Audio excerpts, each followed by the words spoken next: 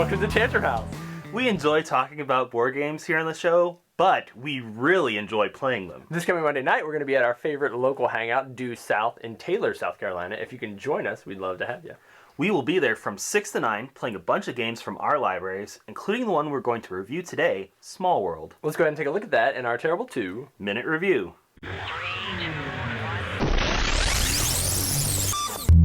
Small World is a 2 to 5 player area control game from Days of Wonder. In it, players control one of several fantasy races who are fighting for world domination. After setting up the map, players each receive 5 coins and then get to select the race and special power combination that they want.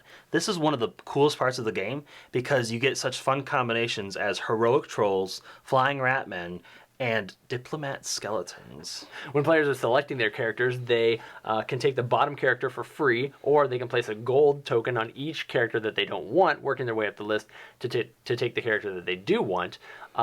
This is a nice mechanic because later in the game, those characters that aren't as great at the beginning have coins stacked up on them and they become worth a lot more to play.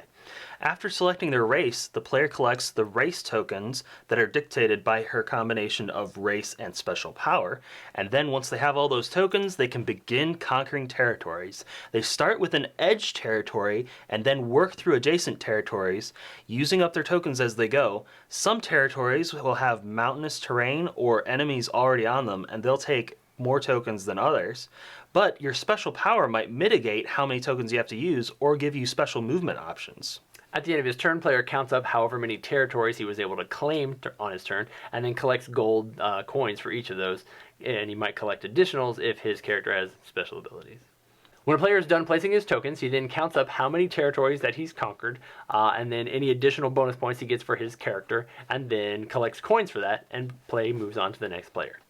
Play continues for 8 rounds, and as a player's territories are stretched thin and he's losing tokens because he's being conquered, he might not be able to redeploy all of them, then he faces a crisis point. But he can put his race into decline and start over with a new race. When a player puts his race into decline, he leaves one of his tokens face down on each of the territories he previously had, and he'll still continue to collect gold or points throughout the game until those are conquered, but then on his next turn he can go through the whole process of conquering again with a new race that he selects from the pile. After the end of the 8th round, whoever has the most points wins. It is a small world after all. It is. So let's talk about the mechanic. This being an area control game, you might automatically think it's going to be just like Risk in some way. But one of the things I like about it is that it's not like Risk, and that might be kind of sad, but it's true. I like that you're not battling with dice, but instead you're just spreading out your tokens as far as you can until you're spread too thin, like butter scraped over too much bread.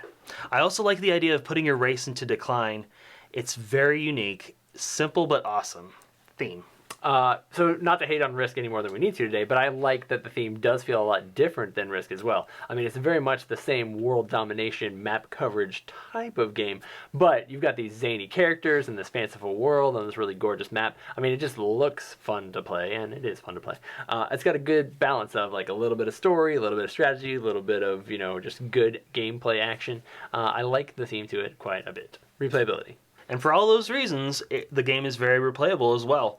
It's always fun to try a new combination of race and special power. I like experimenting with the different special powers. It's fun. And you always try out a new strategy because different races play different ways.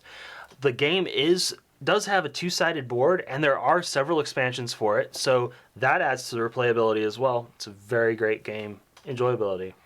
When people ask me what is this game, my response is almost always like, it's kind of like Risk, only more fun and doesn't take as long. And I think those are the 2 main reasons that I really enjoy this game, and I think it works well as a gateway game. It's easy to teach people, especially if they're familiar at all with some of those mechanics that they've seen in other games like Risk. And because it's easy to get into and because it's so bright and fun, it's really a fun game to play. Tantrum House gives Small World 2 thumbs up.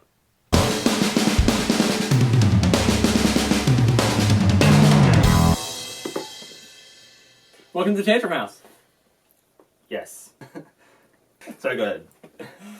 Welcome to Tantrum House. We here on the show really enjoy talking about board games, and we really say really a lot. We enjoy talking about board games here on the show. We really enjoy. Welcome to Tantrum House.